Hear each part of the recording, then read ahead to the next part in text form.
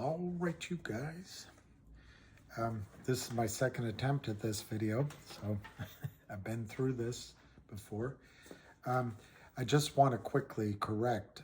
I made an arithmetic mistake in my example on MMTLP.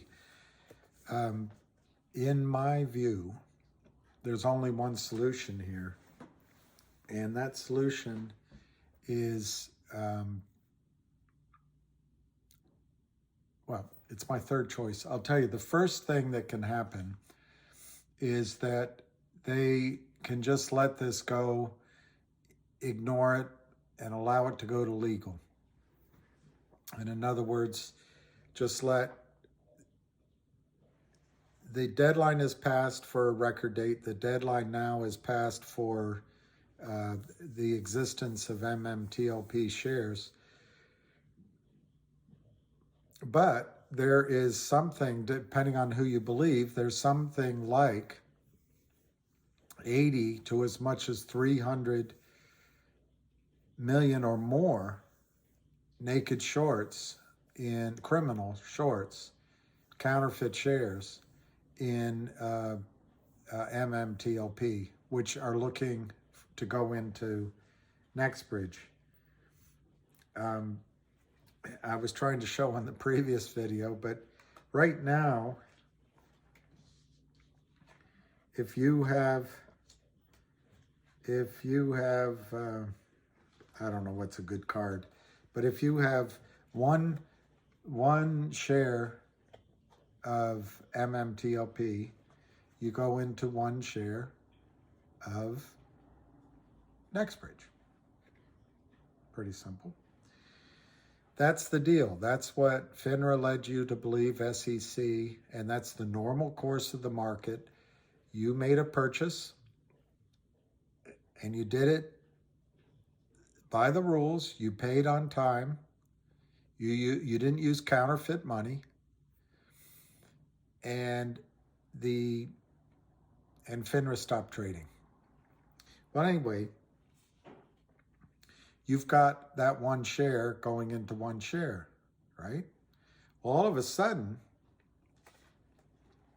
you've got two buddies that want the same seat with you. So there, somehow the system has to find room for two more shares. Sorry. What am I doing wrong here? It's hard to do it. But there's two more bums that have to fit in the one seat. So you got three bums looking to sit on the one seat, right? So what's the best solution? Now, I just want to show you this. This is so blatant, so criminal, so manipulated, so much spoofing, so coordinated, so racketeering and influencing and corruption act bad. Securities fraud all over it. But Gary Gensler is more fascinated by Kim Kardashian and this Sam Bankster fraud. Total distractions to what's the problem in the United States securities fraud system. The entire system is fraud. And it's hard, even for you who have now experienced it, to believe how thoroughly corrupt the United States financial system is. Now, most people in it are honest, but the system itself is corrupt. This is what happened in MMTLP in 2 days. 2 days. Let me show you right here. $10, naked shorting, which means counterfeit shares, not synthetic. It means criminal behavior. Criminal behavior. And then the next day. I don't know why the light's doing that. But in 2 days, They sold it down from 10 to under $3. Criminal. And the next day, FINRA stopped trading. Now, why? I believe it's because the negotiation of settlement, these bullies want to start the settlement at $3. Now, all of you have invested and taken the risk of ownership, and you should get the reward. You deserve the reward. Lest you believe that something's unfair to the naked, criminal, counterfeit, securities fraud sellers of non-existent shares. They've been doing it for years in MMTL, well, in Torchlight and then in MMTLP. There was no risk they were taking. Basically, in the United States, you cannot. Well, I've done other videos on it, but basically, there's no buying in shares under $5, $7. So for these naked short sellers, as soon as there's a little puff of enthusiasm, they just short it down and they take all that equity away from you. And Gary Gensler doesn't care. Your government doesn't care. FINRA doesn't care. Even your brokerage house doesn't care. It's just daylight theft, and it happens all the time. And now, MMTLP is a unique case. It's, as you know, just in case someone doesn't know, the MMTLP, the Series A preferred, is out of existence now, and it's converting into a private company. Now, the private company, I calculate the share value in the private company right now at $106 a share. I've seen it on the Twitters that number is less, and I've seen it higher. I'll tell you quickly how I came to it. You've got 165,500,000 shares of MMTLP, which are converting 1-for-1 into Nextbridge. That's outstanding shares. You've got 3.2 billion barrels of oil, maybe 7 trillion cubic feet of natural gas, and you've got 500 million barrels of oil equivalent. So call it 3.5 billion. That's what I did. I multiplied that by $5 a barrel in the ground. Assuming a company like an Exxon or a Chevron or a big independent buys it, you wonder, would they pay $5? Well, they may not pay $5 in cash. It may be stock.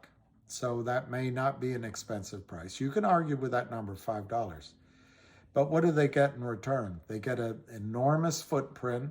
They get the geology. They get, it's 140,000 acres. They get the ability to make that the starting point and then accumulate other acreage around it. And there's a lot. There's several successful wells. So it's like a good starter kit in this new field discovery. Anyway, I already did this video a couple times and I'm spacing out on what I already said or didn't say, so I hope it get a break. So anyway, if you accept my $5 number, one would multiply that then by the number of barrels. I used 3.5 billion. And then I divided that by 165,500,000. That came roughly to $106 a share. Again, you can use lower or higher, but that's the one I'm using. Okay, so the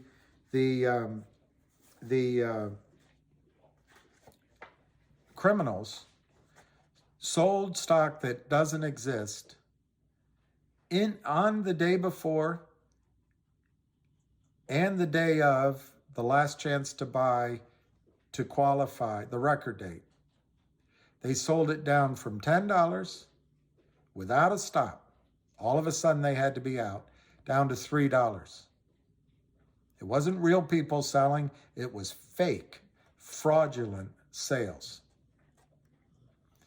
And if anyone from FINRA is watching, or the SEC, or from the prime brokers or the shorts themselves, you should be ashamed of yourselves.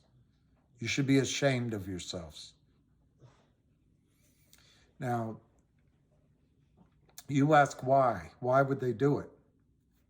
I think you could come up with a whole number of reasons, but I have just one reason. They want to start the negotiation at $3. Now, FINRA, these shorts took no risk for months, if not years. None, zero risk. They have a captured regulatory system and a feeble FINRA. There's a person on FINRA that works for Goldman Sachs. There's a guy that commits securities fraud with naked shorting that's on the board of FINRA. There's somebody there that studied this securities law, graduated UVA and Georgetown in securities law. There's another person that worked for Legg Mason Compliance. None of them care. They know better, but they don't care. Now, the one thing I want to make clear is the short had months to cover. Months. But the shorts continued to sell, and then all of a sudden, they come to the last day, like they've been punched in their face. They run to Mama FINRA. Oh, I've been beaten up in the playground. Oh, little guys, what should we do? We'll stop trading. And that's what FINRA did. They stopped trading. Now, they took away from you the right to profit from your investment decision, yet they left you with the risk. There's nothing fair about that. What they've done systemically is given these short sellers no risk and then backstop them. So when the situation works against them, they save them. So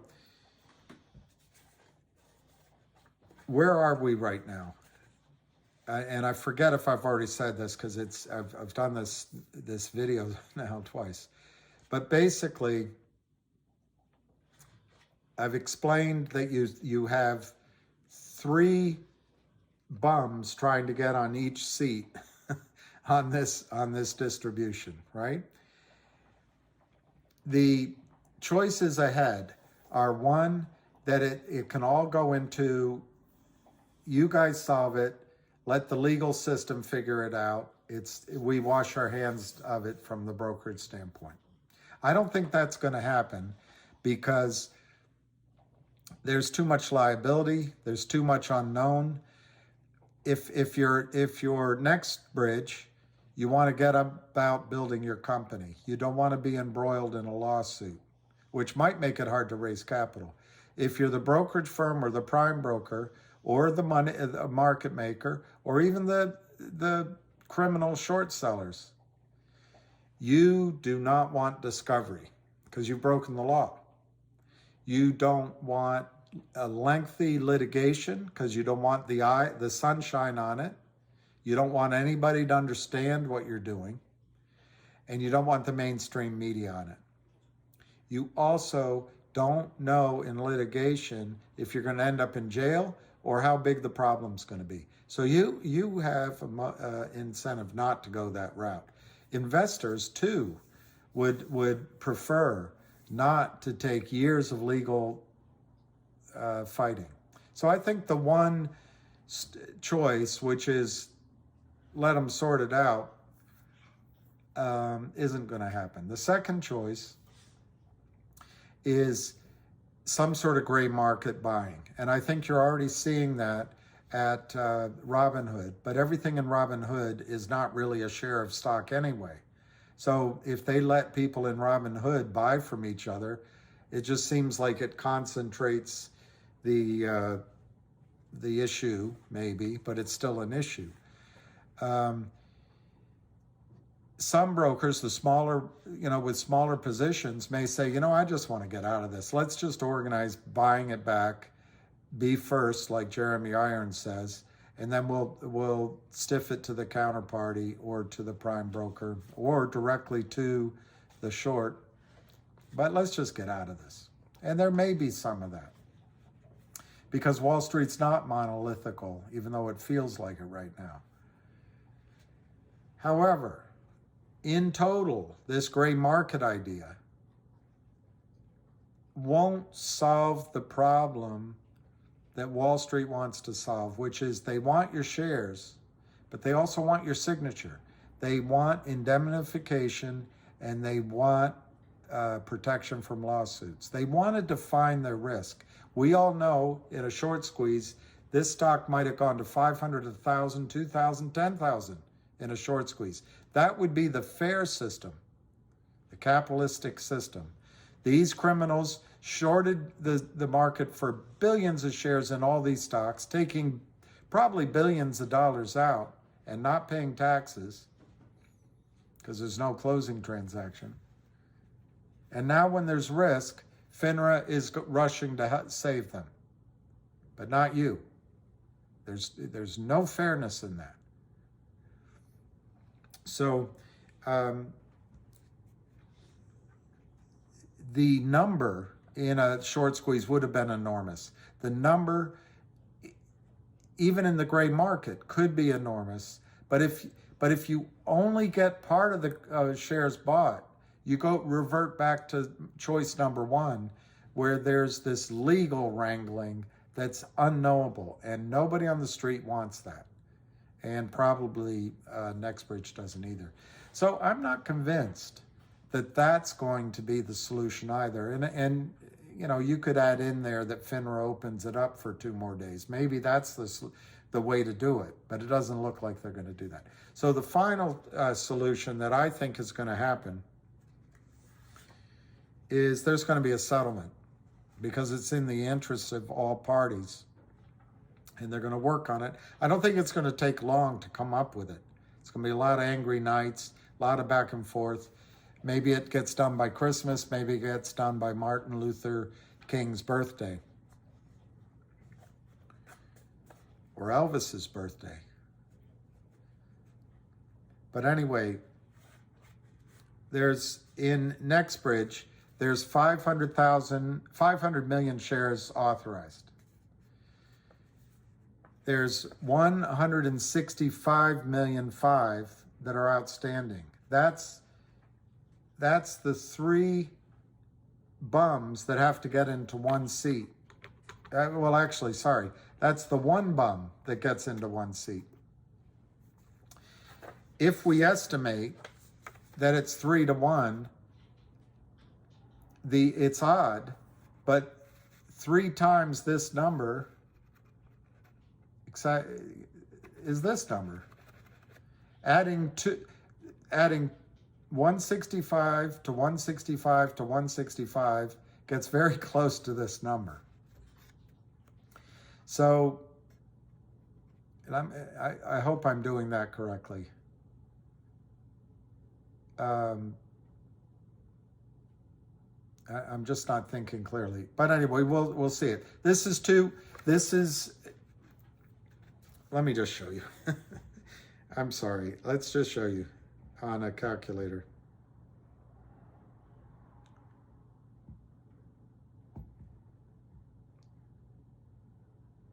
Okay. 165.5 times 3 is 4965. So it's almost 500. So 165 times 3 gives you almost 500 million shares. Okay, and that's the 2 fake shares and the 1 real share trying to get in one seat. So anyway, the company has treasury stock, and I don't think that's the right word. They have authorized but unissued shares of 334 million. Now, an oil company needs capital. A successful one, and a developing one in particular, really needs capital. So it's in the best interest of NextBridge to bring in capital. The street and the shorts are naked short, fake shares, like I just said, almost the exact number, 334 million, almost the exact number. It's very coincidental, but there it is. It's almost like they knew what they could do, maybe. But anyway, they want to cover the failure to deliver and do it with a known cost. And then there's you and all the other investors. I think you deserve to get something for the risk you took. But anyway, here is my belief of what's going to happen. The lawyers are going to come out with this proposal. We and the shorts, they're going to come out and we're going to say, give us 335 million shares at $2.90. We'll pay you $2.90 a share for $1 billion. We'll give you $1 billion if you issue from NextBridge 335 million shares. Solves the problem. NextBridge, $1 billion, that's awesome. Now this usually works with these criminals. Make no mistake about it, they're criminal. But this time it's not going to work because they've pissed off the wrong gentleman. More than that, this is a fake starting point. I showed you the graph. The stock was $10. But as soon as the other side says, well, it was $10, they're going to try to settle up at $10. So I'm going to try to put a number into, if any lawyers, they're not going to watch this, but I'm going to put a number out there that's much higher than this. That's fair. That's fair. All right. So I already calculated the value of NextBridge at $106 a share. So I think this is the starting point. Should be the starting point. The starting point from the shorts, not the starting point from you, the investors. The starting point from the shorts should be the value of the 1-for-1 exchange. So it's $100,000. It's $100 a share. But remember, what they're asking to do is they want to buy from the company 335 million shares. I think the starting point should be $100 a share, or $33 billion. $33 billion. Now you're going to say, well, that's too much. That's ridiculous. Well, wait till the number I just showed you. You're going to say that. But remember, these criminals have been taking billions out of the market in all companies, and specifically in this company, for months and if not a year. And no one ever on that side, the shorts complained about that. Anyway, 33 billion. $100 a share should be the starting point. Now, that is if you have one seat going in, 1-for-1, that's the value of the shares. Now, what Wall Street's asking the company to figure it out, and all parties to figure out, how do you get 3 bums into the seat? So my idea, and I'll try to finish this up quickly, my idea is going to stun you. And it's not completely. There was a gentleman that asked John Berta, or just asked, couldn't they make this kind of settlement? I forget how he worded it. And John Berta said, well, that's one solution, but if it happened, I would ask for a dividend for the shareholders. So I'm not trying to claim that this is all my idea. I'm just trying to say that's the most likely solution. And I've tried to avoid watching other videos while I get this done. So if it's my mistake, it's my mistake alone. Anyway, I think they should take the $100 and multiply it by $300. And then I think they should add $100 on that for legal bills and to give some room to distribute. So I think at a minimum, Nextbridge should ask for 335 million shares at $400, getting $134 billion. And you're going to say, hey, that's a huge number. It's cheaper. It's a known number. There's no discovery. And they can sweep it under the rug, but it's cheaper than what the squeeze would have been. It's cheaper. Now, of that $400, I think 100, 150, 200 should be distributed to you. So you each get your one share, but you also get a huge distribution. That's what I think it should settle out. Maybe they start higher. Now, to be fair, that's really pie in the sky, isn't it? So the more likely number, I'm afraid, might come in not at $3, not at $10, not at $12, but maybe 10% of what I just said. I hope it doesn't come in this low. But it might come in at $40 rather than $400 a share. That's still $13 billion, $13,380 million. Okay, what could happen here? The 380 million could go to the lawyers. 13 billion, of the 13 billion, 3 billion could go as a cash distribution to all the shareholders, the 500 million. And then the 10 billion stays with the company as their working capital. Now, I've gotten some feedback saying there's tax issues here. I'm not a tax guy, but I think I've already said that I think the number should be 400. I've lost that. It should be a huge, here it is. I think it should be that number, $400, $400 a share. Just over $100 billion. I think that's completely reasonable. I think 100 a share, 33 billion.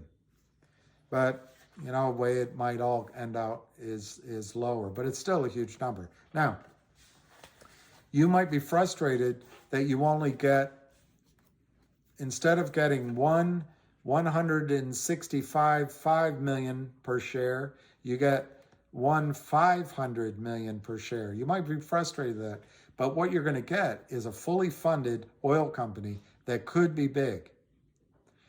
On top of that, you're going to get cash. So I think it's even with the 3 bums in 1 seat, it is a positive to have a fully funded company going forward. Okay, what would happen? I think if this scenario happens, everyone will swallow their pride, they'll duke it out, and they'll come to an agreement. It needs a shareholder vote. And so the big guys are going to maybe approve something like this. But the good thing for you is they're upset, and they're not going to settle cheaply. So they're going to look out for you. They're going to look out for you. And the deal they sign, you're going to like, in my judgment.